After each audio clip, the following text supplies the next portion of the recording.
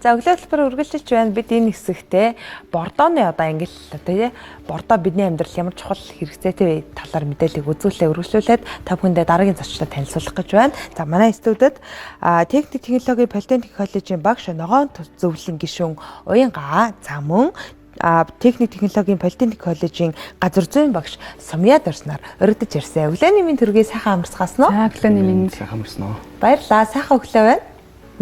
За бидний өмнө бордоо байна. Бордоо гэдэг бол одоо бидний өдөр тутамд ашиглах за тэр дундаа тийм ээ ногоон хөгжил тийм ээ тэр сайхан эрүүл орчныг бий болгоход хамгийн чухал нөлөөтэй зүйлээ. Тэр дундаа бидний өнөөдөр ярилцах зүйл бол хүнсний хог хаягдлаараа хэрхэн бордоо бүтээх, амьдралдаа хэрхэн ашиглах талаар ярилцах гэж байна. За ерөнхий мэдээлэл өгөөд эхлэе. За хүнсний бордоо гэдэг бол одоо бид нар эцэг ногоо ургамлаа сайхан сайжруулах, ногоо орчин бүрдүүлэхэд маш чухал нөлөөтэй. Бид нар болго бордоо нөгөө хвчлэн дэлгүүрээс судалж авдаг байсан бол одоо бол бид нар сургуулийнхаа орчинд бол ингээд туршилт маягаар хийгээд ингээд хэрэгжүүлээд бол ажил болгоод бол явж байна. За хүнсний органик хаягдал буюу хүнсний хог хаягдлаар хэрхэн бордоо хийх вэ гэдэг талаар одоо ярилцсан. За манайх бол сургуулийн орчиндөө гарч байгаа хог хаягдлаараа буюу тоогоочийн мэрэгчлээс хүнсний хог хаягдал гарч байгаа жишээлбэл можааны одоо мэрэгчл дээрээс гэвэл модны хурц гарч ийн гэдэг. Эдгээр түүхээдүүдэд ашиглаад яг дэлгүүрээс одоо бордоо худалдаж авах оронд өөрсдөө сургуулийнхаа орчинд бордоогоо үйлдвэрлээд сургуулийнхаа мод боцоо одоо ногоон талбай зүлгжүүлэлтээ тэднийхээ хөрсийг сайжруулна. Эсвэл дотоод орчныхоо одоо тармил цэцгүүдийнхээ хөрсийг сайжруулах зэрэгээр энд ашигладаг байна. Бид өдөр тутамдаа хүнсний маш олон хог хаягдлыг гаргаж байдаг. За тэр нь байгальд ямар сөрөг үр нөлөөтэй вэ гэдгийг манай үзэгчид мэдэх баха. Гэхдээ хүнсний хог хаягдлаар тийм хог хаягдал гэдэг чинь одоо бордоо хийхэд үнэр гарах болов тийм ээ. Энийг яаж хийх юм бэ гэдэг талаар эргэлзээтэй асуудлууд байдаг. Энэ талаар дэлгэрүүлээд тавил. За ерөнхийдөө зөв хийвэл элд үеийн тийм үнэр гарахгүй. Байгалийн хүнсний хог хаягдлыг байгаль дил задгаа хайснаар яг нэг метан хийг одоо ялгаруулна. Тэр нь эргээд их хэмжээгээр одоо метан хийг ялгаруул одоо одооны давхарга жишээлбэл одоо тий цорхч тэмсгэр нөлөө үзүүлдэг. Тэгш баах. За хүнсний хог хаягдлаараа одоо байгууллагууд тэр тутамдаа одоо нэг маш их хүнсний хог хаягдал ялгаруулдаг газрууд үүгээрээ бордоо хийгээд ногоон байгууламж тариад эндээ ашиглах боломжтой. Үүгээрээ эдийн засаг маш олон зүйлсийг хэмнэж байгаа шүү дээ. За тэгвэл одоо бид нар бол жишээлбэл эдийн засгийн хэмнэлтийг ингээд гаргах хэрэгтэй гэдэг ч байгаа тийм. Тэгвэл бид нар доктортой хөгжлийн буюу нөгөө нэгдсэн үндэсний байгууллагын доторхоос нормын доктортой хөгжлөмөр 17 зорилго 169 зорилтоос бүрдэж байна гэдэг ингээд аваад үзсэн байна. Тэгвэл энийг бид нар яаж эдийн засгийн хэмнэлттэй байж үр ашгийг хэмнэх юм бэ? Хэмээл бид нар зөвхөн нөгөө өөртөө хийдэг нөгөө энгийн дадал хөвшил алхмууд байгаа тийм. Өглөө бид нар босоод усаа хэмнэж гар нүрээ уухтаа усаа хэмдэг ч юм уу. Хог хаягдлаа хаяхтаа ангилын ялгадаг ч юм уу тий. Тухайн бүтээгдэхүүнийг дахин боловсруулахад ингээ хувь нэмрээ оруулдаг ч юм уу. Ингээ дандаа бидний өдөр тутмын зөв дадал хвшлээс энэ бүх зүйл ингээ маш том болоод өргөөрөд болоод ингээ болж байгаа маа. Тэгэхээр ерөөсөө аливаа хүн хувь хүн дээрээ буугаад эхлэхээрээ зэрэг бид нар дадал хвшил гэдэг имийг өөртөө заавал сулгах хэрэгтэй. Хог хаяхтаа ангилыг ялгадаг юм а гэд сурагчтай оюутнуудаа заадаг ч юм бол бид нар энэ маш асар том маш их том бүтээн байгуулалтанд жишээ нь хувь нэмрээ оруулж ин маш том эдийн засгийн хэмнэлтийг ингээд оруулаад хувь нэмрээ оруулж байна. Энэ аргыг бид нар яг багш нар бүгдээрээ суулгах хэрэгтэй байна шүү дээ тий. Тэглгүй хаа. Аха. Одоо тэгвэл хүнсний хог хаягдлаараа хэрхэн бордоо бүтээсэн туршлагаасаа хаваалцъя. Манай үзэгчид сонирхож байж магадгүй юм. Гэр бүлдээ өдөр болгон бид ногоо хэрэгэлдэг тийм ээ. Хүнсэндээ маш олон хог хаягдлыг хайсаар л байдаг. Гэхдээ энийг яаж ангилж ялах юм? Ангилж ялгаж хайснараа ямар эерэг үр дүнд хүрэх юм?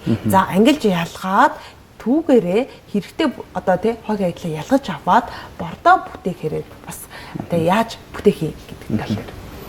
За хүнсний хог хаягдал одоо ангилж ялгахад бол ерөнхийдөө луун төмөстэй эдний одоо хальсвал орно мэдээж хүнсний хог хаягдлаас эдгээрийг ялгаж авах нь махнасаа жишээлбэл тусдан тий. За эдгээрийг зөв одоо ангилж ялгаж агаад за энэ маань ерөнхийдөө хүнсний бордоо бол ерөнхийдөө нийтдээ 90 орчим хоногийн процесс гэсэн үг. За тэгээд эхлээд нэг юм одоо хунцар савнд байж болно тэрийг агаар сайн нэвтрэх нөхөлөх хэрэгтэй. Тэгээд модон савнд бас байж болно. За эдгэрийг найруулад одоо холж хутгаад одоо жишээлбэл одоо хугацааг нь түргсэхийн тулд имсэлүүл ийм сүүний хүчил ашиглаж болж байна. Эсвэл За. давсны одоо ус мод ашиглаж болж байна. Арай язралтын арай түргсэхийн тулд.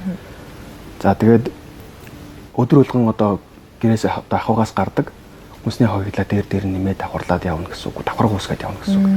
Энэ маань тэгээд ойролцоогоор 90 хоногийн дотор ерөнхийдөө нэг ийм иймэрхүү маягтай болно гэсэн үг. Зөв. 90 хоногийн хугацаа тийм ээ.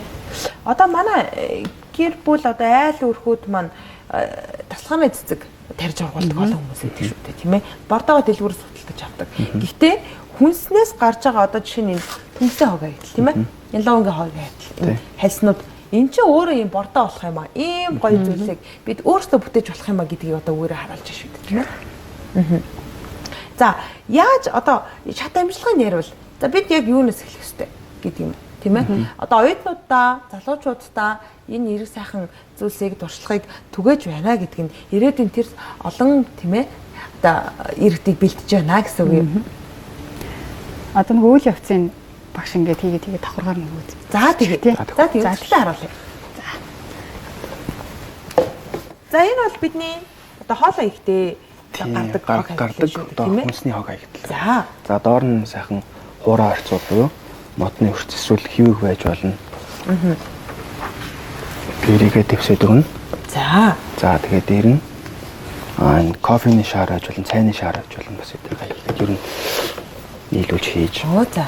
Өгөөд бас бор шороо бас ордог байгаа. За тэгээд хамгийн сүүлд нь хүнсний хог аягдлаа. Ер нь хийж өгнө гэсэн үг. Тэгээд за яг энийг хийхгүй ч байсан бол л доо ялзартын төрөсөхийн тулд ер нь иймэрхүү сүүний хүчилтэй хашилсан сүү тараг байж болно. Бас давсны ус мал бас байж болно. За энэгээр ерөнхийдөө чийг нөхрүүлнэ гэсэн үг энэгээр. Давснаас чийг нөхч юм тийм ээ. Чийг нөхөний чиглэг орчин байж ер нь ялзрал явагдана гэсэн үг тийм ээ.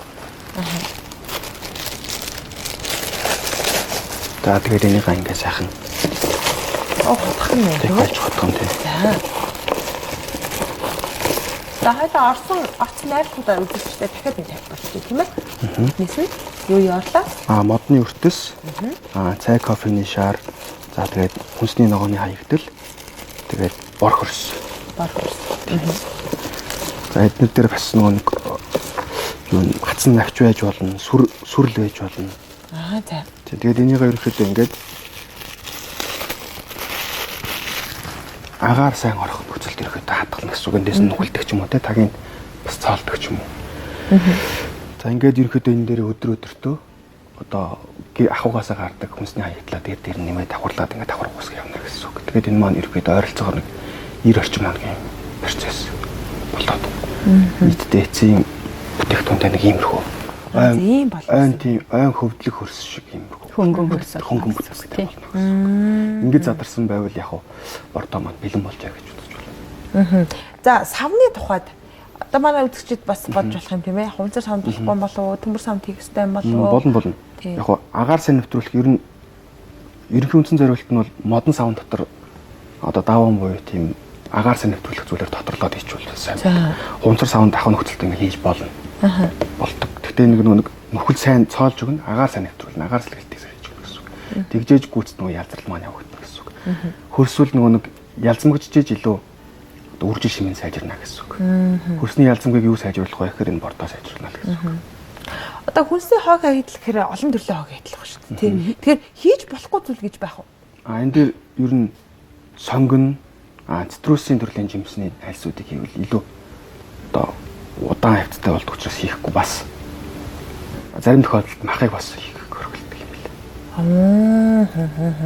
90 хоногийн дараа одоо тийм сайхан бордоо бий болох нэ. Бид үүнийгээ юунд ашиглаж болох вэ? Яаж ашиглаж болох вэ гэдэг юм уу? Гэхдээ одоо ийм болцтой тийм яг ийм бүрэн басан бордоо болцсон байна гэдгийг яаж таньж мэдэх вэ гэдэг. За энийг ер нь юунд ашиглах вэ гэхээр манай ахын өрхөө тийм ээ. Одоо хашаатай айлууд хашаандаа одоо хүнсний одоо өрхийн тариалан одоо эрхэлж болно. Эхлэхдээ яг гэхээр нэг ойролцоогоор нэг 60 орчим хувьд нь бор хөрстэй, 30 орчим хувьд нь хөө бордоо маань тэгээ үлдсэн 10% нь дээсч гэдэг юм одоо иймэрхүү байдлаар ерөөдөө хөрсөө үүсгээд одоо ургамлаа таа ногоогоо тарьж ургуулж болно гэсэн үг. За одоо оюутан залуучуудаа гэдэг энэ бордооны талаар хүнсний хогийн талаар ийм сайхан зүйл хийж болох юм байна. Бид нар ногоон байгууламжаа тэр дундаа бүр цаашлаад энэ чинь улсын тогтвортой хөгжил яригдаж байгаа шүү дээ. Хүмүүсийн хэвлэлийн дээр нэвтрүүлээд ирэхээр ямар асуудлууд гарч байна ч гэдэг юм уу, тийм ээ? Энэ тал дээр. Манай хүн болохоор хэрэглээд эхлэхээр нөгөө жоохон нөгөө дутуу болцтой бордонуудаа хэрэглээд жоохон хүнс маань нөгөө ногоо маань жоохон баг зэрэг жоохон унжих ч юм уу тий жоохон дутуу бордогдох ч юм уу тийм асуудлууд байгаа. Тэгэхээр нөгөө бордогоо маш сайн урдаан хугацаанд ингээд болцтой ажиглаж ингээд заавал ингэж боловсруулах хэрэгтэй. Тэгжээс нөгөө ургамлт маань маш сайн бордоо болж өгнө.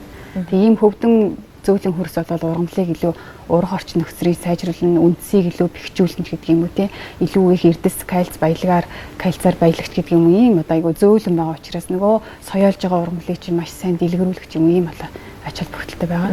Тийм тэлгүй байх ба одоо тэр сайхан ургамлыг, тэр сайхан ногоон байгууламжийг тэтгэж байгаа ганцхан зүйл бол бордоо шүү дээ. Бид нар яаж зөв тарьж ургуулах уу, яаж арчлах уу гэдгээс гадна ямар зөв бордог ашиглах уу. Тэр дундаа бид нар одоо байгаль дэлхийн хог хаягдлаар дийлэхгүй байгаа энэ цаг үед тийм ээ хог хаягдлаар ийм сайхан бордоо бүтээж болох нь байна шүү дээ, тийм ээ. Тэгэхээр за энэ ажлыг хизэнээс эхлүүлээ үү? Энэ талаар. За энэ ажлыг бид нэр одоо 2022 оноос хойш эхлүүлээд бол ажиллаад амжилттай ажиллаад бол явж байна. За мөн эко сургууль болох зорилтын хүрээнд маш олон төсөл хөтөлбөрүүдийг хэрэгжүүллээ. Маш олон хөтөлбөрт хамрагдлаа. Сургууль дээрээ байгаль дээлтэй экологийн ногоон орчин бүрдүүлэх зорилгоор олон ажлуудад бол ингээд хувь нэмрээ оруулаад амжилттай ажиллаад ингээд өнөөдөр хүртэл ингээд явж байна. Тэглүү яах вэ? Одоо өвлийн улирал ирсэн. Бид нөгөө утаанаас сэргийлэх тэр сайхан одоо байгалийн тэр ургамлаас тий одоо эрчим хүчээ авахын тулд бид нар ногоон байгууламжийг тарихыг хичээдэг тийм ээ байгууллага бүр л тарьдаг. За байгууллага дээр ярилцъя. Байгууллага хэрвээ хүнсний хог хаягдлаараа тийм ээ цайны газрынхаа ч юм уу тийм ээ хоол хийж байгаа бүтээгдэхүүнээсээ одоо энэ бордог гаргаж авахын тулд юунаас эхлэх үү? Ямар шат дамжлагтай явах уу? Мэдгүй байгаа хүмүүстэй тайлбарлая. За ерөнхийдөө эхлээд их усүр дээр англи ялгалтай зөв их хэрэгтэй. Хүнсний хог хаягдлаа одоо жишээлбэл одоо төмс дуунгийнхаа хог хаягдлыг тусад нь ялгаж авдаг ч юм уу те мах эсвэл бусдад хаягдлаас нь эхлээд зөв ялгаж авах хэрэгтэй их усүр дээр. За тэгээд дараагаар нь одоо сава бэлтгэх хэрэгтэй. Сайлаа бэлтгэхээр сава бэлт гэдэг шүү дээ. Тэгээд сава бэлт нь том хэмжээний модон сав байж болно. Модон сава давуугаар тодорлож болно гэсэн үг. Давуугаар тодорлвол их уур одоо агаар нэвтрэн дүүргийн ялзрал явагдана гэсэн үг. Тийм. Ийм эхлээд зөв англи ялгах нь байна. Дараа нь сава бэлтгэх нь байна. Тэгээд дээр нь яг өдрөдөртөө гарсан хүнсний хаягдлаа дээр нь давхарлаад өдрөдөртөө ерэн сайн эргүүлж хайлж утгаад ер нь байнгын л одоо бөөцөлнө гэсэн үг. Байнгын арчилгаа шаардлагатай. Хэмжээний тухайд одоо нэг байгууллага өдөрт те өдрийнхөө бүтэн өдрөх нэг өдрийн хоол хүнсний хог хаягдлаараа одоо бордоо хийе гэж зорих юм бол те ямар хуу сав бэлтгэх ёстой юм. Ямар багтаамжтай. Тэгээ тэр даавны тухайд илүү дэлгэрүүлээ. Яг зөвхөн нэг өдрийн хвшилтэй тэр чинь өдөрт гарсан өдөр болгон тэгж дээрээс нь авахулж юм. Тэгэхээр яг ялзралд ороод задраад энэ чинь нөгөө доошо сууж багсаж жижигэр төгтөг учраас тийм савны нэг тийм том жижиг нэг тийм материал байхгүй гэсэн. Температурын хувьд хаана байрлуулах хэвээр тасгааны температурт байж болно. 20-с 24 орчим градустай. Зарим чигийн улаан хийсэн тохиолдолд бол чинь чигийн улаан гэдэг амт чинь энэ ялзралыг төрөсгөө задралыг хурцгаж байгаа учраас чигийн улаан чинь өөрөө нарнаас одоо далд байхдаа сонирхолтой амт учраас чигийн улаан хийсэн тохиолдолд нарны тосголоос хол газар одоо хатгална гэсэн үг. Ийм ахуй орчиндөө хийж байгаа тохиолдолд бол зүгээр гэрийн ханаг болон тавьчих байж болно. Гэхдээ температур нэг 20-с 24 орчим байж болно. За, оюутан залуучуудаа энэ технологиг хэрэгжүүлээд ямар гоё эерэг үр дүн гарав энэ талаар. За би болохоор нөгөө ногоон эко орч үрдүүлэх хэрэгтэй гэдэг бид үргэлж ярьж байдаг тийм. Тэглгүй яах вэ? За бид нар болохоор сургуулийн орчинд бол үргэлж зөв урамлаа тарина 4 өдрийн турш үүнийгээ арчилна. Дээрээс нөгөө хийсэн бордоогоо ингээд хэрэглэн. За бордооны илүү нөгөө наривчлсан судалгааг оюутнуудын эзэмшлэгийн хуралд бас хилцүүлдэг ч юм уу те. Ийм янзаар одоо бусдад ингээд таниулаад түгээн дэлгэрүүлээд ингээд мэдээллийг олон янзаар ингээд хүргээд ингээд бол явж байгаа. Тэглгүй хав. За ингээд бид одоо хог хаягдлаа дийлэхгүй тийм ээ. Өдөр болгонд хог хаягдлаа гаргаж өгдөг. Ядчил хүнсний хог хаягдлаар ингэж бордоо бүтээх энэ сайхан туршлагыг хэрэгжүүлж байгаа танай хамт олонд ажлын өргөжлөөсэй. Бидний урилга хүлээж авсанд баярлалаа. За баярлалаа. Танаа хөдөлж өгсөн ажлын амжилт хүсье. За маш баярлалаа. Үлийн хэлбэр үргэлжилж байна. Бидний хэсэгтээ хүнсний хог хаягдлаар хэрхэн бордоо бүтээхийн юун дээр анхаарах ёстой сэдвээр та бүхэндээ мэдээлэл хүргэлээ. Үргэлжлүүлээд өвлөнийхөө дараагийн сурвалжлагыг хүргэх гэж байна. Энэ удаа бид хөрх хүүхэд багчуудынхаа лүг бүрдүүлэх гэж ярьдаг болсон тийм ээ. Тэгэхээр